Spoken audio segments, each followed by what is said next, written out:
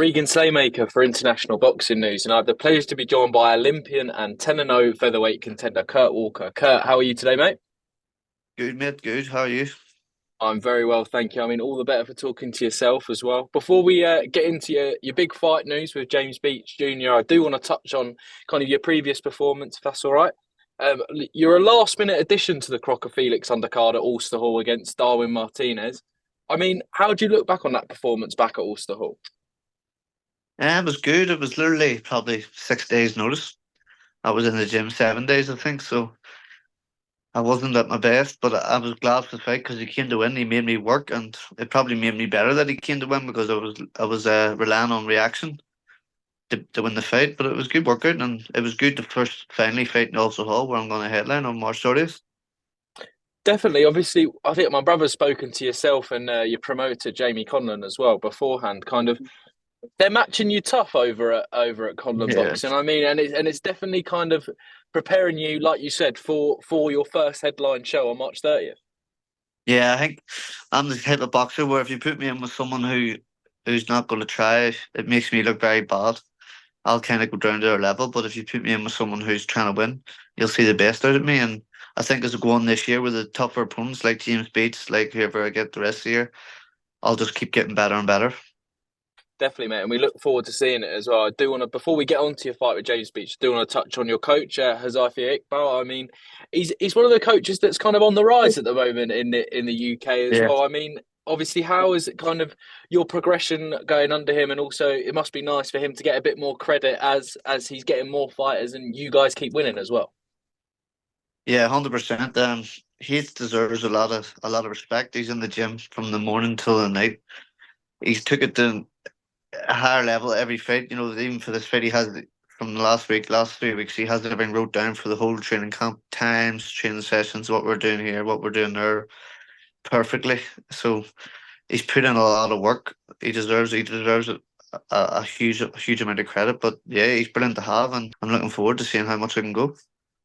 That fight against Martinez, obviously at Ulster Hall, set up a massive title fight for yourself against James Beech Jr. I mean, you've just touched on it there. Excited to headline your first show, and also you've got a title on the line, mate, as well. Yeah, I've been buzzing for this since I turned pro. James Beech is a good opponent. Fair play to him. He doesn't take easy fights. He's always trying to take the hard fights to break, to get that break, and burst onto the scene. So full credit to him. He's coming to win, which I want. I want someone who's going to be training for the 7 or 8 weeks, who knows they're coming to fight, so I can be at my best. Definitely, mate. You mentioned there he has fought some of the best names in the UK at the moment. I mean, Dennis McCann, Nathaniel Collins. I mean, Hopey Price as well. I mean, this is a very good fight to kind of show where you're at compared to those names as well. Yeah. Yeah, it's even for me. I need to. I don't know because I've been fighting certain opponents. I've had tough fights, but I need to see where I'm at. I want to see. I want to see how far I can go, and this is the first step to that. The way I've been training has been brilliant. I expect I'm a full confidence to come through this with flying colours, and it puts me into the hat with the rest of the boys. On the British scene. It definitely does as well. Obviously, we mentioned that WBA kind of ranking title on the line. I mean, you win that, or obviously you'll have official world ranking as well. Obviously, setting up kind of a massive push in 2024 for yourself. Yeah, I want to win more than just this title. I want to burst onto the scene. I want to be there among the rest of the people who people are talking about all the time. I want to be in that name category. So this is the first step for me, and I think it's going to be an exciting year for me. Definitely. And how far off, obviously, with a win against James Beech Jr. Kind of, how far off do you think you are from the likes of kind of Dennis McCann, Nathaniel Collins, Hopey Price as well? I know you were calling for some of those fights before your last one, but obviously, do you think your Olympic pedigree obviously makes you kind of prepared for those fights right now? Yeah, definitely. Like I said before, I'd like to fight Hopey Price. I think what is he 10? He's probably the same as me. I think 10-0. I'm not sure, but I think he's the perfect fight. There's talks going on that the owner's going to come back in June or some point for Lewis Crocker again. So I know he's just had surgery, so I don't know how long he'll be at that, but I think that's a perfect fight for me. I know he's managed to fight Nathaniel for the British, but obviously that's cut down with the injury. But I'd fight Nathaniel too. I don't care. I'll fight anyone at that level just to put my name in it and become the best. Definitely, mate. Well, we look forward to seeing those fights. Another one, obviously, I was doing my research about you, Kurt, and I'm gonna drop my brother in it. Last time he was supposed to ask you this question and he didn't, so I'm gonna ask you this one now. Obviously, in the amateurs in your two major tournaments that you fought in, you fought Peter McGrail twice. I mean, in the 2019 Four. European game, four times. Sorry. What's it? Well, you can add the other two, but from my research at the 2019 European Games, you beat him in the semi-final, which you then want to go on to win gold. And then at the 2018 kind of Commonwealth Games, he beat you in the final to win gold. You won the silver. I mean, obviously, there's only a weight division between you guys now. Do you think that rivalry could kind of be reignited in the pros? Yeah, definitely. Peter's a great fighter, a very good fighter.